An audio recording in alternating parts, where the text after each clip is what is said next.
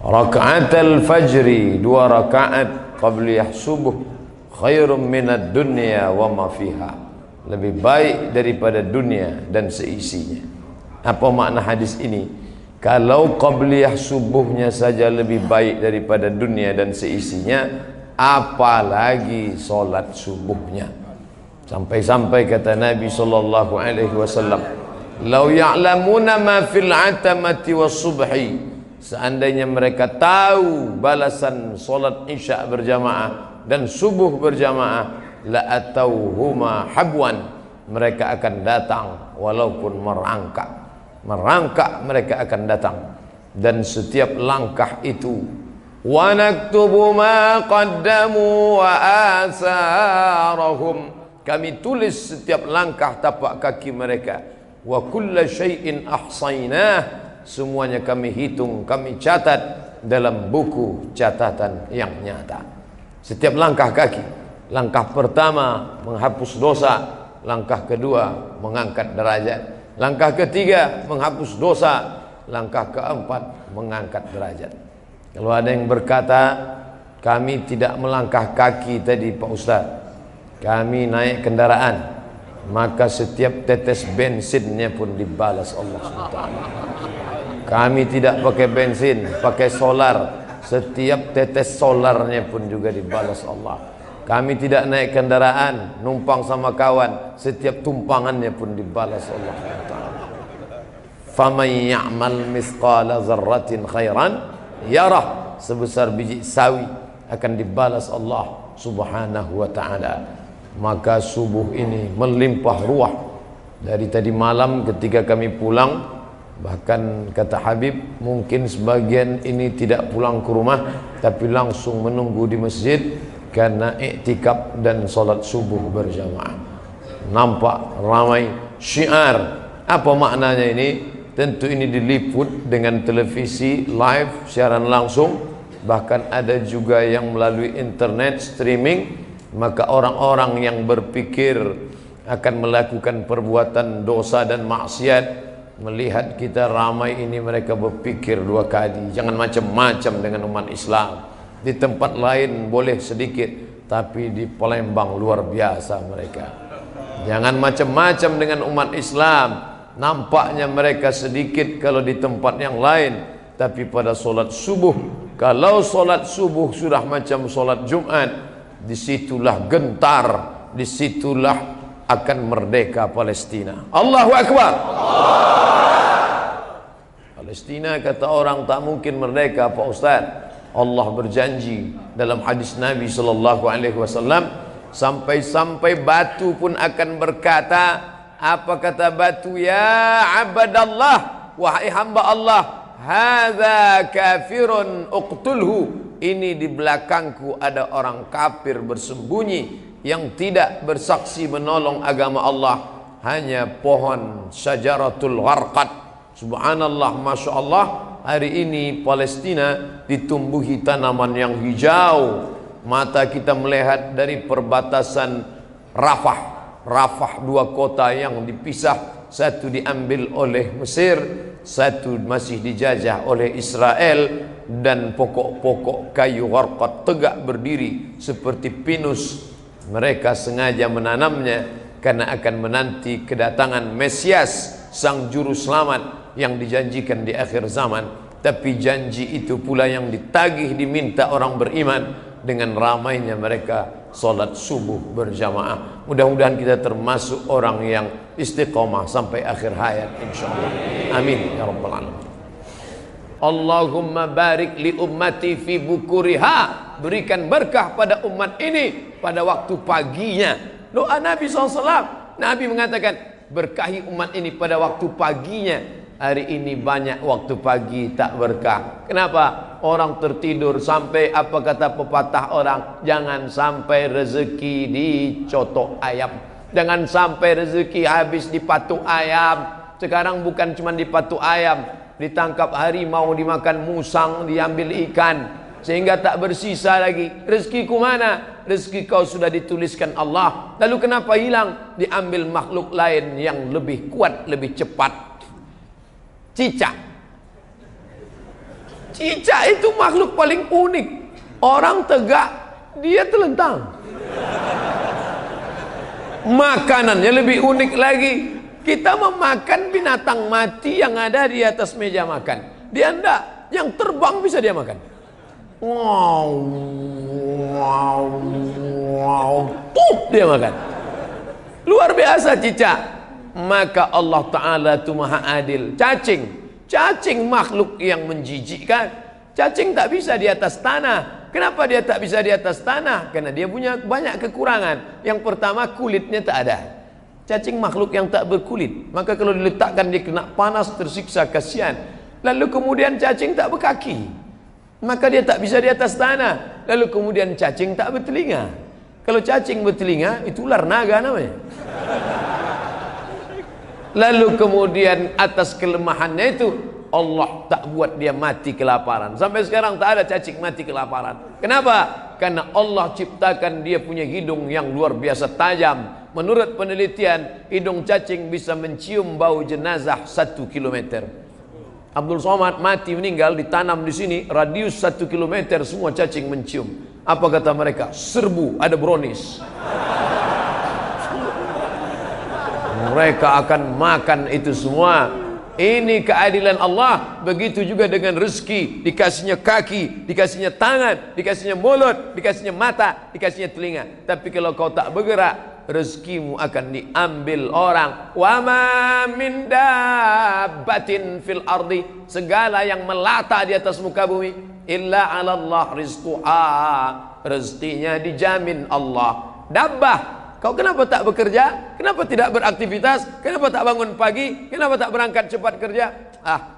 Kata ayat Quran kan segala rezeki sudah dijamin. Kenapa kita mesti sibuk-sibuk? Dia lupa makna dabbah. Dabbah ya dubbu, bergerak. Kalau kau bergerak, fi kulli harakah barakah. Setiap gerak ada barakah, cepat datang.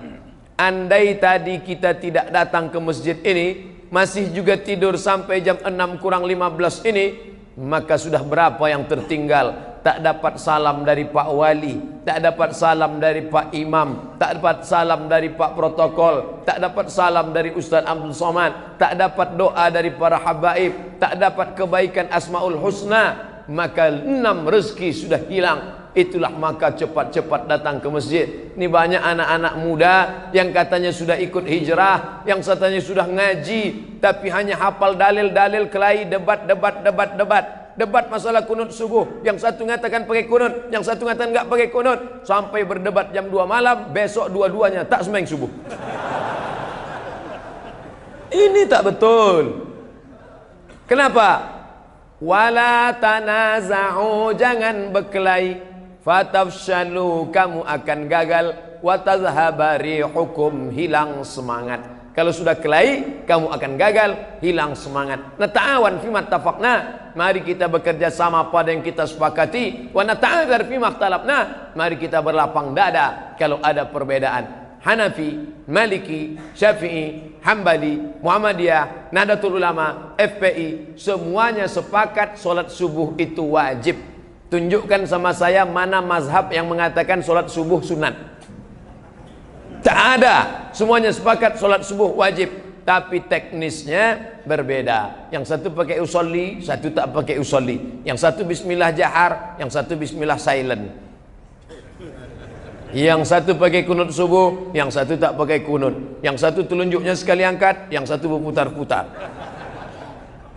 Itu saja teknisnya. Yang satu duduknya tawarruk, yang satu duduknya iftiras. Ini perkara-perkara sunat. Maka kita berlapang dada menerima perbedaan. Lalu kemudian setelah itu bekerja sama. Betapa indahnya kalau ditanya orang, kamu kenal dia di mana?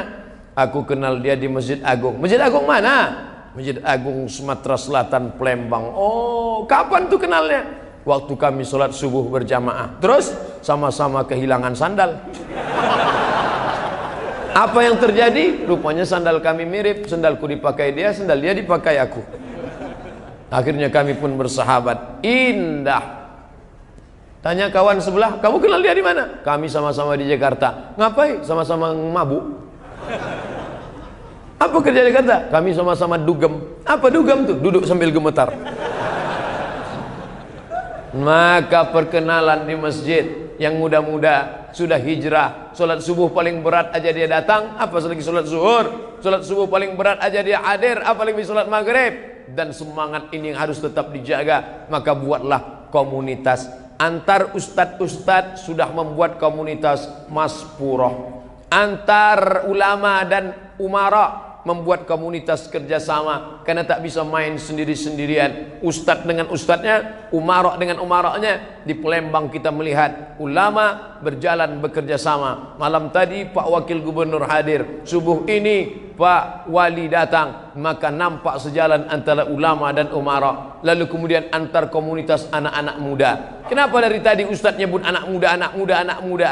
Adapun orang tua yang sudah ke masjid memang sudah selayaknya. Kalau sudah tua tak ke masjid, kapan lagi? Nunggu jadi jenazah. Ada orang-orang yang tak pernah ke masjid, tapi begitu dia ke masjid, bukannya di belakang imam, langsung di depan imam. Tak pernah mau sekalipun, saking sombong angkuhnya, tak mau di belakang imam. Alah, apa itu imam? Dia kan manusia, aku manusia. Ngapain aku di belakang dia? Memang betul Pak, terakhirnya kau di depan imam langsung diletakkan imam. Allahu Akbar, Fatihah, Allahu Akbar, salawat, Allahu Akbar, Allahumma firlahu warhamhu wa'afihi wa'afu anhu, Allahu Akbar, Allahumma la tahrimna ajrahu, salam. Tapi Pak Imam tak sakit hati, dia baik. Apa kata dia? Apakah jenazah ini baik? Baik. Untung saya tak ada di situ. Kalau sempat saya ada di situ. Apakah jenazah ini baik? Tak baik. Dulu dia tak mau di belakang imam sama sekali. Apa kata Pak Imam? Jangan marah-marah Ustadz Somad. Bagaimanapun juga dia ini adalah hamba Allah. Mari kita antar kepada cacing-cacing yang sudah menunggu dia. Maka sampai masanya kita akan mati juga. Yang kita bawa ini mana? Inilah langkah-langkah kaki. Inilah solat berjamaah. Inilah salam bersalaman. Mamin muslimah ini ada dua orang muslim yaltaqiyani berjumpa wa yatasafahani berjabat tangan illa ghufira lahuma diampunkan Allah dosa keduanya malam yatafarraqa sebelum berpisah diampunkan Allah bersalaman. Assalamualaikum Pak Wali, apa kabar? Assalamualaikum Habib Mahdi, apa kabar? Assalamualaikum Ustadz Buya Kiai, apa kabar? Berjumpa, bertatap muka, mata bertatap mata, mata jendela jiwa. Ada semangat magnet. Apa kabar? Sehat. Selesai sholat, salaman. Habis sholat, salaman. Assalamualaikum warahmatullahi. Assalamualaikum warahmatullahi. Tadi saya diajak salaman sebelah kanan, saya salaman. Diajak salaman sebelah kiri, salaman. Pak Ustadz, apa boleh salaman selesai sholat? Apa salahnya? Kata Imam Nawawi, kalau sebelum sholat tadi sudah salaman, habis sholat ada yang ngajak salaman, ya boleh, ngubah. Yang belum sholat tadi dia belum salaman, selesai sholat dia salaman, sunnah. Sebelum sholat belum salaman, selesai sholat baru salaman, sunnah. Sebelum sholat sudah salaman, habis sholat salaman lagi, mubah. Yang nggak boleh itu sedang sholat salaman. Allahu Akbar. Pak Wali, saya Pak. Itu baru tak boleh. Tak usah dipermasalahkan yang tak masalah. Maka ini semua menjalin ukhuwah Islamiyah. Apalagi anak-anak muda yang sudah hijrah ini. Padahal ini malam Ahad, malam libur, malam Minggu, orang tengah malam, tapi subuh masih tetap ramai, melimpah ruah sampai ke belakang, sampai ke tepi jendela. Apa maknanya? Ini menunjukkan anak-anak muda tidak tinggal sholat subuh berjamaah. Allahu Akbar. Di sebagian tempat ngadu orang tuanya, alhamdulillah Ustadz Somad, setelah anak saya selalu ngikuti kajian Ustadz. Dulu dia cuma sholat subuh aja, sekarang anak saya itu senang saya nengok dia Pak Ustadz. Kenapa? Sekarang sholat duhanya pun sudah pakai kunut. Jam 7.30 tutup jendela, rapatkan horden, matikan lampu, sholli fardhus subhi. Allahumma dina fi man hadain. Mak ngintip dari balik jendela, ya Allah, anakku sejak ikut pengajian Ustadz Somad nih, sampai Ustadz Somad, kira-kira kalau duha pakai kunut itu mazhab apa ya? Mazhab kesiangan. Mana ada duha berkunut? Ini tak betul. Oleh sebab itu kita jaga keistiqomahan ini. Ingat, serigala hanya akan menerkam al-ghanam al-qasiyah, kambing-kambing yang memisahkan diri dari jamaah. Nanti setiap 3 bulan sekali di BKB akan ada terus tabligh akbar. Macam-macam ustaz akan didatangkan dari macam-macam negeri, dari Jakarta, dari Surabaya, para habaib dari Yaman dihadirkan. Maka tinggal datang saja. 3 bulan sekali datang, hadir, melimpah ruah. Apa setelah itu? Deklarasi, berbagai macam deklarasi. Deklarasi tolak narkoba, deklarasi tadi malam majukan ekonomi umat, belanja kepada orang-orang Islam dengan berjamaah. Maka bukan sekedar datang, ngumpul, pulang, enggak, tapi ada langkah-langkah setelah itu. Macam-macam ustaz. Jangan ustaz somad teruslah. Oke, macam-macam ustaz. Sekarang kan ustaz ini ada spesialisasinya. Ada ustaz yang khusus zikir aja, Ustaz Arifin Ilham. Subhanallah walhamdulillah wala ilaha illallah wallahu akbar. Muhasabah, ya Allah, dosa kami begitu banyak ya Allah. Oh, nangis semua jamaah. Apa yang kau tangiskan? Sertifikasi belum cair. Nangis itu karena dosa, karena maksiat. Wah, 3 bulan yang akan datang, undang lagi ustadz yang lain. Apa nih? Sedekah. Marilah bisa bersedekah. Ada yang sakit mau sembuh, sedekah. Ada yang belum nikah mau nikah, sedekah. Yang sudah nikah mau nikah sekali lagi, sedekah. Wah, ayo bentang semua, buka. Siapa? Ustadz Yusuf Mansur, spesialis sedekah. Dah 3 bulan lagi undang lagi Agim. Jagalah hati, jangan kau tangisi. Jagalah hati, lentera hidup ini. Ini semua beraneka ragam macam-macam. Saya ustadz yang serius-serius nih tak mau saya Pak Ustadz. Saya mau ustadz yang macam wayang. Ustadz cepot. Masa ustadz terus? Saya mau ustazah lah. Mama Dede. Tak ada alasan untuk tidak mengaji. Ini semua dalam kerangka apa? Yang penting orang mau ngaji aja dulu. Habis itu baca kitab sama habaib sama ulama. Tapi jangan lupa anak-anak kita pendidikan agamanya. Ini kenapa bisa subuh ramai macam ini? Karena orang Palembang mendidik agama kepada anak cucu diwariskan dari para ulama dulu. Baca kitab kuning, baca. Saya ceramah di mana-mana banyak juga yang ngasih hadiah macam-macam. Pergi ke sana mereka kasih batu cincin, pulang sampai 3 batu. Pergi ke sana dikasih sal, dikasih sorban. Tapi ketika saya ceramah di Palembang, datang ibu-ibu, ada yang mau kami beri ke ustadz. Saya udah curiga, jangan-jangan asal jangan anak gadis saja lah. Apa namanya bu? Ini buku almarhum ayah kami. Tak terbaca oleh kami. Kami takut dia menjadi dimakan rayap. Maka kami tengok ustadz tausiah ceramah, ustadz baca, mudah-mudahan pahalanya mengalir. Boleh ustadz tengok, ceritakan apa isinya. Baik bu. Begitu saya buka, oh ini bu tafsir. Ada ulama 2 orang, namanya Jalaluddin Abdul Rahman As-Suyuti, satu lagi Jalaluddin Al-Mahalli. 2 Jalal, maka 2 Jalal, Jalalain. Inilah tafsirnya. Berarti ayah ibu dulu sudah punya kitab tafsir ya. Ini ustaz buku apa? Ada fikih 4 mazhab bu. Yang paling tua Hanafi, nomor 2 Maliki, nomor 3 Syafi'i, nomor 4 Hambali. Maka 4 mazhab ini disusun oleh Imam Al-Jaziri. Inilah kitabnya. Jadi ini kitabnya Pak Ustaz. Ya. Tapi jangan karena udah saya jelaskan berubah niat tak jadi. Akhirnya buku itu saya bawa ke Riau, saya foto, saya buat kenang-kenangan dari ibu-ibu di Palembang memberikan buku. Apa maknanya? Berarti datuk-datuk nenek moyang mereka dulu orang-orang yang peduli kepada pendidikan agama. Maka ini terus dilanjutkan. Kalau tidak, anak-anak kita ini kepalanya dirusak macam-macam. Twitter, BBM, WhatsApp, Instagram, YouTube. Ini dipakai orang kafir untuk menghancurkan anak-anak kita. Tapi ternyata orang Palembang memanfaatkan ini. Twitter, YouTube, BBM, WhatsApp. Bukan mereka pakai untuk buat dosa, dipakainya untuk nonton ceramah. Ustadz Somad, kami dari Palembang, kami selalu melihat Ustadz kami ingin supaya Ustaz datang ke tempat kami. Kami berdoa siang dan malam supaya Ustaz datang ke tempat kami. Saya sampai ke Palembang ini karena doa-doa mereka yang selalu setiap mereka menonton, mereka berdoa. Mereka nonton, mereka berdoa. Tak apa-apa Pak Ustaz, kadang habis paket 2 giga ni semalam katanya. Luar biasa. Saya perhatikan di setiap tempat orang kenal sama saya itu pasti dua. Pertama ada signal, yang kedua ada paket. Masyarakat yang punya signal, punya paket pasti kenal sama saya. Saya udah pantau itu. Ketika saya masuk ke desa tertinggal, impres desa tertinggal, satu pun tak ada yang negur saya. Kenapa? Karena di situ no signal, no paket.